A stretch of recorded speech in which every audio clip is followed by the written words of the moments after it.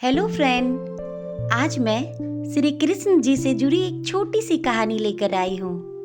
कहानी तो बहुत छोटी है पर सीख बहुत बड़ी दे जाती है, जिसे सुनकर आप चुनौतियों से डरोगे नहीं बल्कि उन्हीं चुनौतियों से डटकर सामना करोगे।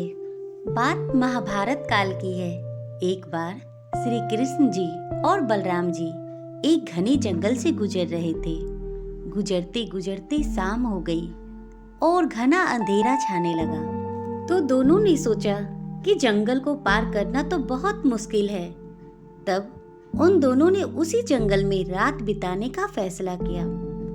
बलराम जी ने श्री कृष्ण जी से कहा, हम लोग इतने बड़े जंगल में, जहाँ इतने हिंसक पशु पक्षी भरे हुए हैं तथा भयंकर जानवर भी होंगे, इस जंगल में हम लोग रात कैसे बिताएंगे? इतने भयानक जंगल में रात बिताने का फैसला सही तो है ना?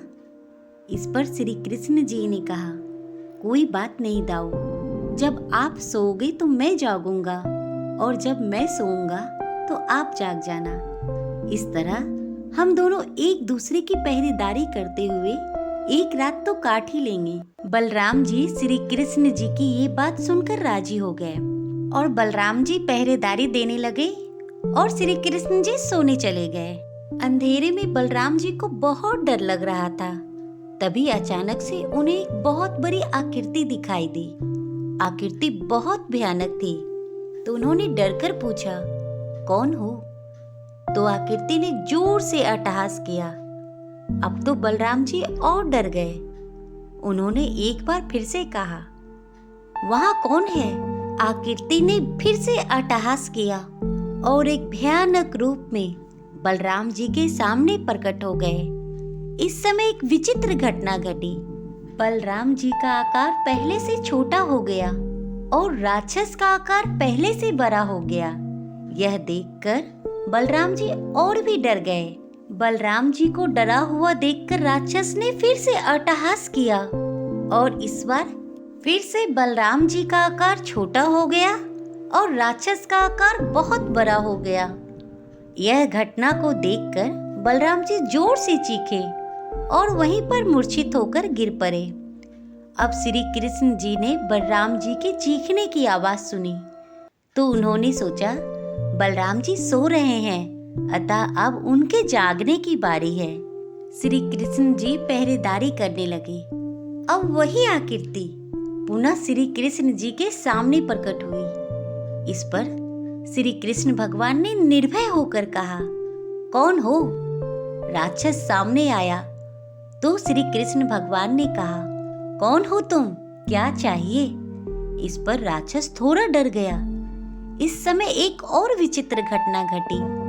श्री कृष्ण जी का आकार बड़ा हो गया और राक्षस का आकार थोड़ा छोटा हो गया।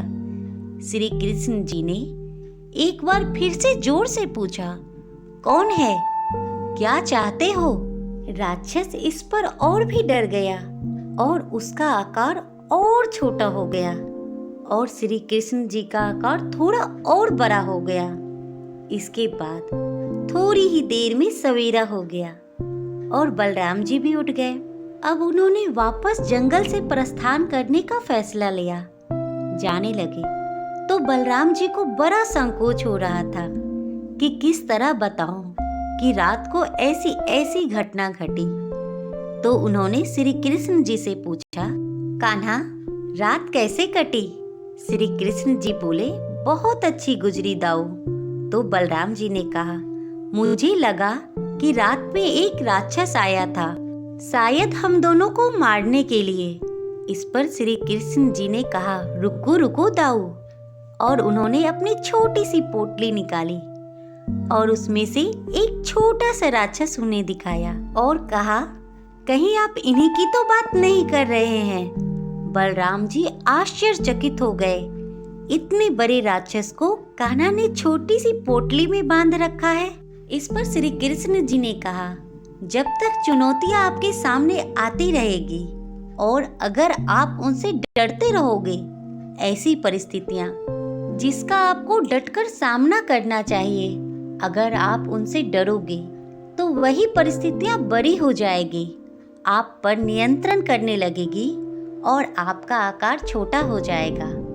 और अगर आप उसी परिस्थितियों से डटकर सामना करोगे तो वही परिस्थितियां छोटी हो जाएगी और आप उस पर नियंत्रण करने लगोगे। इस कहानी में राक्षस हमारे जीवन में आने वाली चुनौतियां हैं। अगर हम निर्भय होकर डटकर उसी चुनौतियों का सामना करते हैं तो वो चुनौतियां हमसे छोटी हो जाती है और हम उन पर नियंत्रण पा लेते हैं।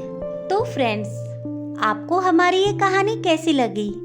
प्लीज कमेंट में जरूर बताइएगा। हमेशा खुश रहना दोस्तों, ख्याल रखना अपना और अपने परिवार का। Please like and subscribe my channel. Thank you.